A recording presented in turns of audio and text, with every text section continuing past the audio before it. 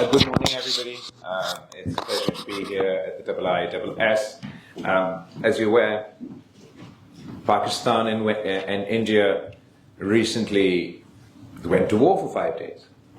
And the delegation that I lead has been given a mission of peace. We are advocating internationally for the international community to play their role in encouraging a dialogue, a comprehensive dialogue between India and Pakistan, where Pakistan is ready to talk about all issues. Of course, if India and Pakistan are to talk peace, we must address the issue of Kashmir. I understand that this has more significance here in the United Kingdom, as of course you're all aware. The issue of Kashmir is the unfinished agenda of partition. It's also at the root cause of conflict between India and Pakistan. It's also the root cause of indigenous terrorism that takes place in occupied Kashmir. So main agenda item for our discussions will be Kashmir, but then of course we're ready to talk terrorism. Pakistan has combated terrorism within their own country and has extensive counter-terrorism cooperation with the entire world, with the United Kingdom and with the United States. Effective, efficient counter-terrorism. As far as India is concerned, we don't speak to them about anything, let alone terrorism. And finally, there's the issue of water. I'm sure you will all join me in condemning India's announcement or India's threat to cut off the water supply of 240 million people. Surely we don't want to see this weaponization of water, this precedent for the weaponization of water to set. Today it is in the context of India and Pakistan. Tomorrow it'll be in the context of some other country. It is a violation of the UN Charter merely to threaten to cut off Pakistan's water supply. If India acts on this threat, Pakistan would view it as an act of war. So would any other country. When it's a matter of survival, when it's an existential threat to your people, when it's the 100% the water supply that you rely on for drinking, for agriculture, we're left with no choice. But what's more important to emphasize and convey is that we have achieved a ceasefire, but we've not achieved peace. In fact, India and Pakistan, the region, the world, is less safe today than before this conflict. The threshold for conflict between two nuclear-armed powers, between India and Pakistan, has drastically lowered to the lowest point ever. As it stands today, if there's a terrorist attack anywhere in Indian-occupied Kashmir, in India, proof or no proof, we go to war. That's the de facto position, or the new abnormal that India is trying to impose on the region. The equivalence would mean that if there's a terrorist attack in Pakistan, we have to go to a war to India. That is a very untenable situation to be in. It is a source of insecurity. I know that India likes to portray itself as a net security provider, but it is actually the source of insecurity in South Asia.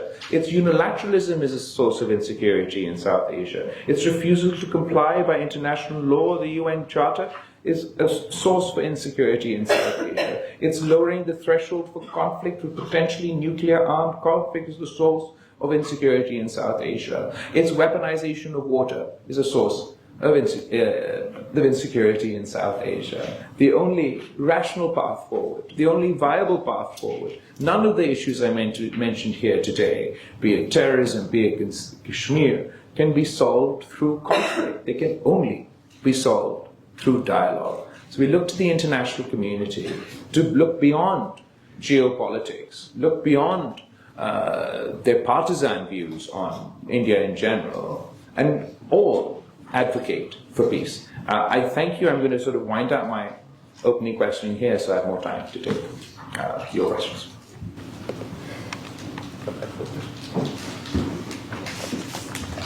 Thank you very much.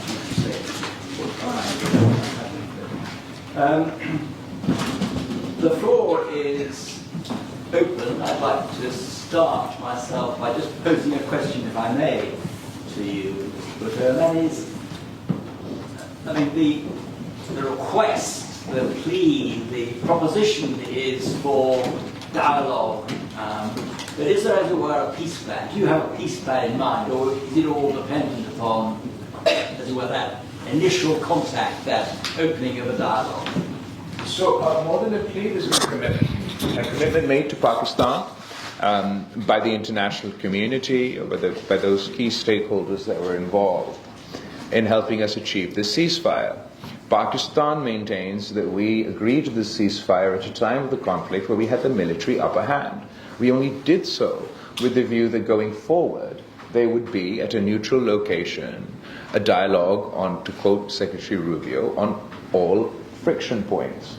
As far as our peace, sort of a dialogue plan or peace plan is concerned, the three issues that I outlined in my opening statement, Kashmir, terrorism, and water, those are the significant issues that we feel that within the context of a comprehensive dialogue must be addressed in order for us to move towards peace.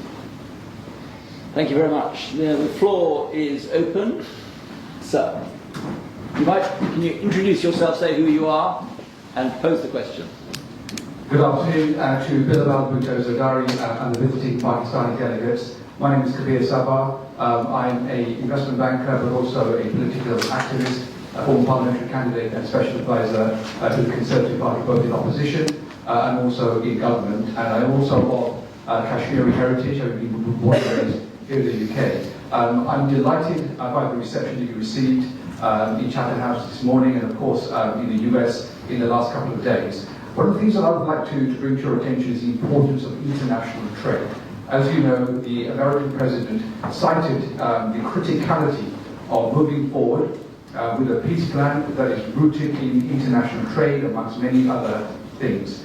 Therefore, to what extent are you looking to engage? You've met various parliamentarians, with think tanks, with academics. But what about the business community? What about those people who are leading multinational corporations, in some cases of Indian heritage, who will recognize the opportunities that a renewed peace effort between India and Pakistan will bring from a trade point of view? So therefore, I urge you to ensure that this part of the consensus that you're looking to build, to understand Pakistan's narrative and how Pakistan can move forward is not forgotten. Thank you very much. Thank you. I think that's a good suggestion. We will, going forward, engage more of the business community. Trade is absolutely one of the peace dividends that would not only benefit India and Pakistan, but also the rest of the world that engages there economically. India and Pakistan at the moment do not trade with one another. Just the direct trade between our two countries would unlock such potential and pave the way for even more prosperity for the people of India and the people of Pakistan. We also, as a result of this conflict, no longer allow transit trade. That would benefit not only India and Pakistan, but all those who stand to benefit. Thank you, sir. Hello, my name is Farid Qureshi. I'm from DRY News. My question is from Bilal Bhutto Zardari. Traditionally, Pakistan has maintained a balance between China and West. So how do you see that balance going forward following the Pahalgam incident and Pakistan-India war? I think that Pakistan has always played the role of a bridge. We don't seek to be divisive, and we don't benefit from conflict. There are other countries in the region who benefit from conflict and sort of perpetuate that environment. Pakistan would like to be a bridge, as we were in the past, between the United States and China. We have economic cooperation with both countries. We have the China-Pakistan Economic Corridor, obviously, which is, I'm sure you're all aware of. Also, the US is our biggest trading partner. So we are engaged with both countries, but we would like to see ourselves as a bridge rather than a divisive force. Thank you very much. Rob.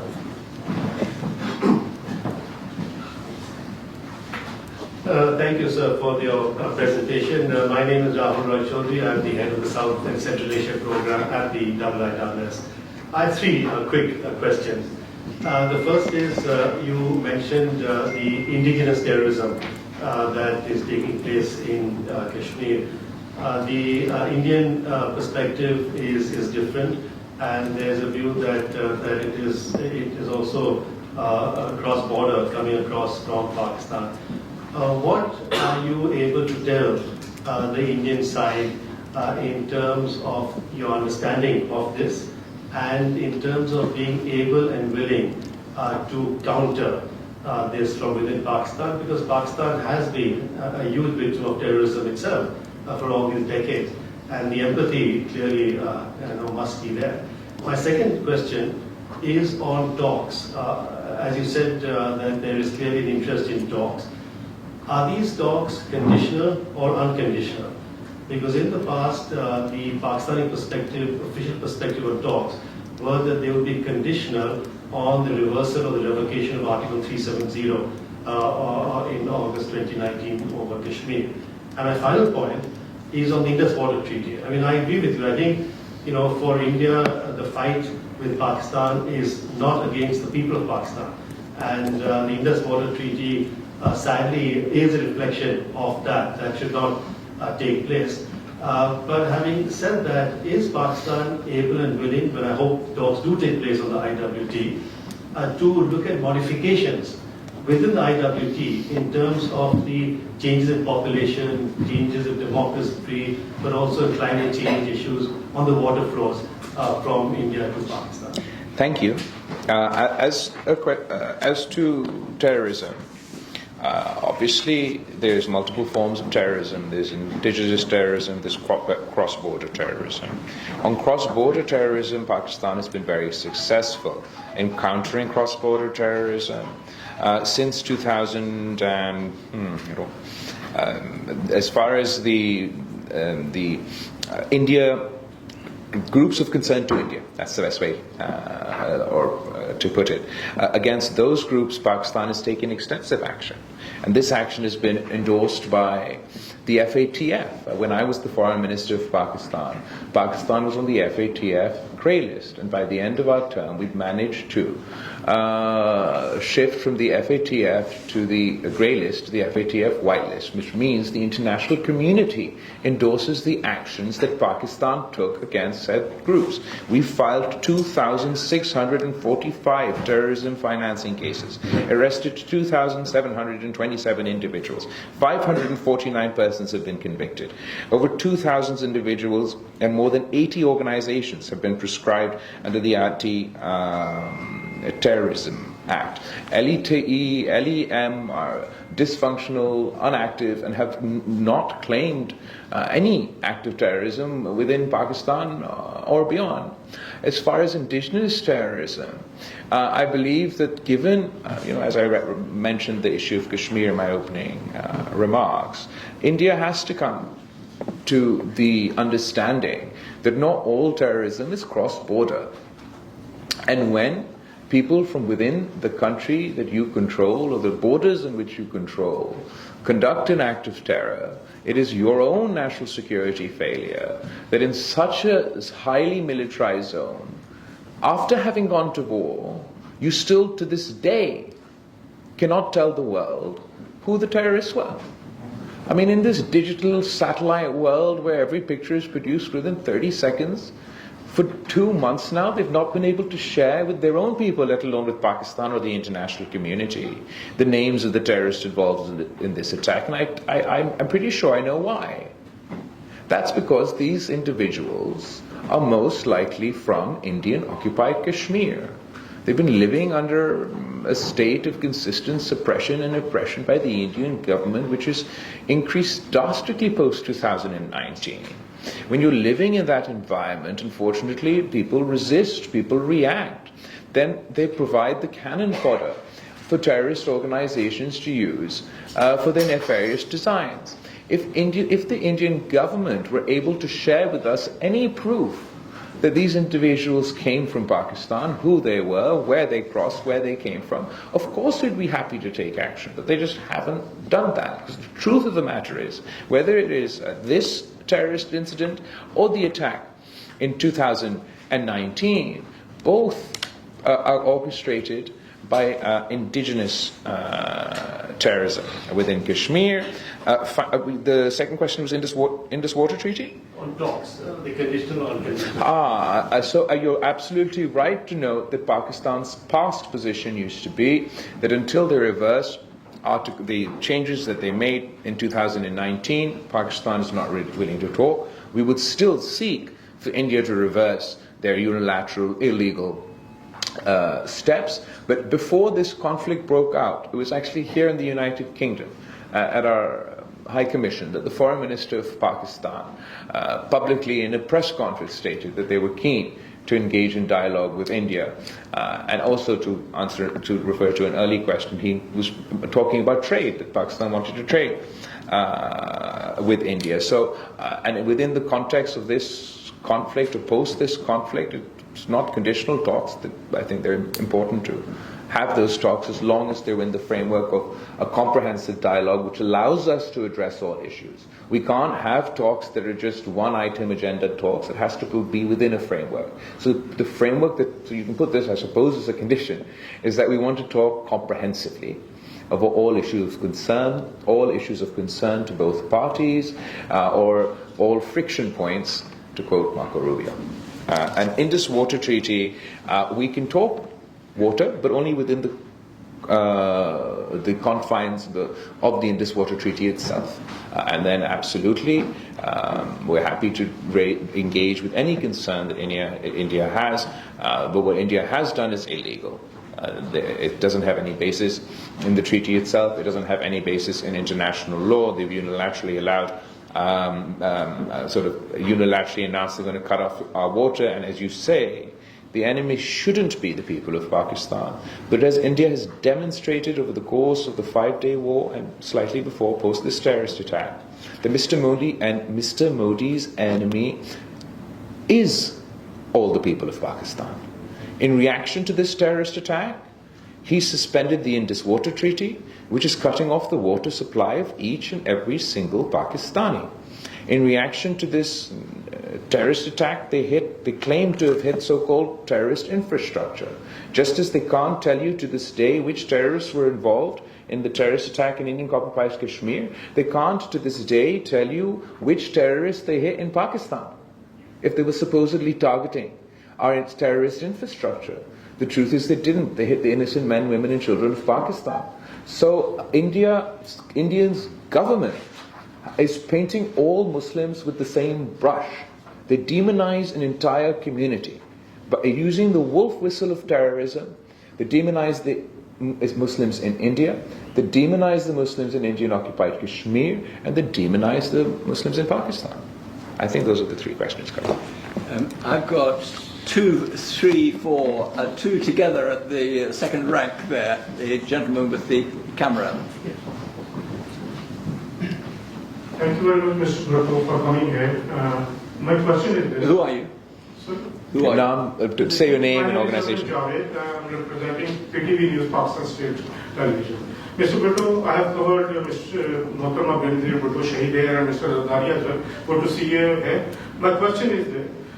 The leadership of India, the Prime Minister, current Prime Minister, he was once banned to USA for his involvement in the Gujarat riots, and you rightly said that he was a butcher of Gujarat. Secondly, India was involved in killing of Khalistan leaders in Canada, and the Canadian Prime Minister particularly named this, that the Indian agents were there. Third, recently a train was hijacked in Balochistan, and innocent people were killed there. Third, there was Samjhauta Express incident a way back.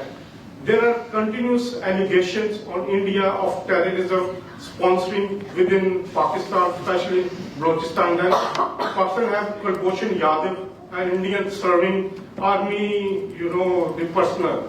How can you talk to Mr. Modi in this situation when he used these incidents for his election campaign? My question.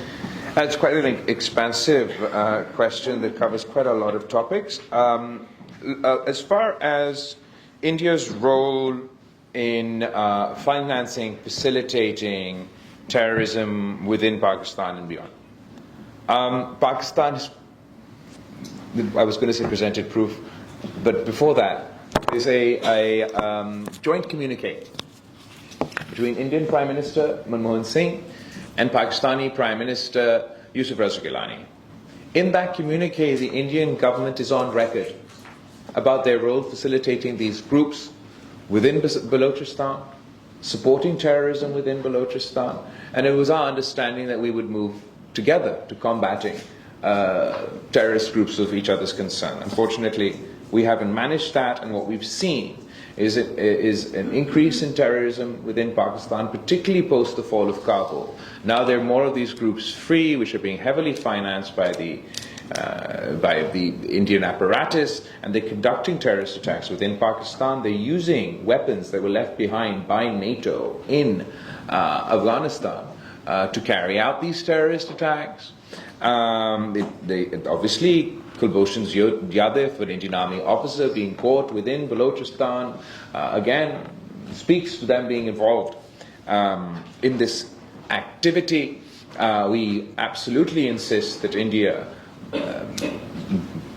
stops using terrorism as sort of a toolkit of their policy, of their foreign policy, whether it's the context within Pakistan or what their government has been doing in Canada, in Australia, in the United States, where they finance criminal gangs to target Sikh activists. They're then victimized, subject to extortion, and assassinated. That's not just a Pakistani claim. Obviously, this activity takes place in our country, but the Canadian government has exactly the same stance. So India is increasingly using the cover and the legitimacy provided by the world under this so-called net security provider label to conduct act like a rogue state. The lady next door. And then I'll come to Antoine, and then another. Good afternoon, I'm Dr. Sharma Junejo. I have a PhD in politics and I work as a political advisor on diplomatic affairs. So my question, I have two questions, one with the former Foreign Minister Bilawal Bhutto and second with you. So my question with Bilawal Bhutto, that he just spoke in his very brief speech that we have a ceasefire but not a peace with India. So Pakistani delegation in the US visit and also in the UK visit, you are continuously talking about peace, but how to move forward to the lasting path of peace when India is not ready to talk. So what would be your next step regarding the matter of IWT, because we are having a very major crop season in Pakistan while India has suspended the treaty. So now my next question with you, Mr. Desmond Bowen, that I had Masters in Diplomacy at SOAS and Rahul Rai is also there. So what we learned that whenever there is a deadlock in diplomacy, the war began. And that is exactly we have seen in the case of India and Pakistan. So why not to bring a forum like IISS should bring an informal kind of dialogue or debates to invite Bilawal Bhutto, Shashi Tharoor, because even there is back-channel diplomacy and informal dialogue, we can move forward towards something. There should be some dialogue, because that is the core of diplomacy. Thank you. Do you want to go first? Over to you, sir. Thank you. I think it's obvious that India has been saying no from day one. They said no to an investigation into an impartial international investigation into the terrorist attack that took place. They say no to mediation for President Trump, and they say no to dialogue with Pakistan. But you can't always have what you want. And India didn't, just as India had to accept the ceasefire as a result of intervention, we are looking to the international community to play their role, to encourage a dialogue for us to achieve peace. We're under no delusions. It's not like sort of peace happens in a day. This is a mission, an effort that we continue to advocate for because it's something we believe in passionately. We refuse to damn the 1.7 billion people of the subcontinent to perpetual war. We fought perpetual war generation after generation over Kashmir. More recently, we've been fighting over terrorism. Now, the Indian government would like to damn future generations to perpetual war over water. We advocate for peace for our own people and for the people of India. As far as the Indus Water Treaty is concerned, absolutely, I would strongly encourage the Pakistani government to challenge India's decisions at the appropriate forums. I'm sure we are doing that. As we speak, as you know, I'm abroad here speaking to you, so the details I can get back to you, but absolutely we have to challenge it within the legitimate forums, raise our voice internationally, and we expect from the international community to raise this issue across the board, no matter what their position on India, Pakistan, vis-a-vis terror, vis-a-vis Kashmir. This is a humanitarian issue. This is the question of the water supply for 240 million people. I'm sure that this is not a position that India will be able to sustain. They don't have the moral high ground. This is the lowest of the low ground. I'd like to see the Indian government try to perpetuate this position that we're going to shut off Pakistan's water supply in perpetuity. They're going to be unable to do so. If they continue to do so, then they'll lose this facade, and it is just a facade of a great superpower acting in a responsible way. The mask will come off of the Modi government and the way it's come off for the Muslims of India and the way it's come off for the people of Pakistan eventually. If they're going to continue to insist on cutting off the water supply for 240 million people, then the international community will see I was going to say butcher trap, I suppose I'm not meant to. We'll see Mr. Modi for who he is. Well, I wasn't in the business of answering questions on behalf of IISS, and I wouldn't want anybody to think that the IISS has magical powers to mediate. But the fact of the matter is that when it comes down to it, the parties involved in strife have to talk to each other, whether through the front door or the back door, and that's not happening. But I understand your point.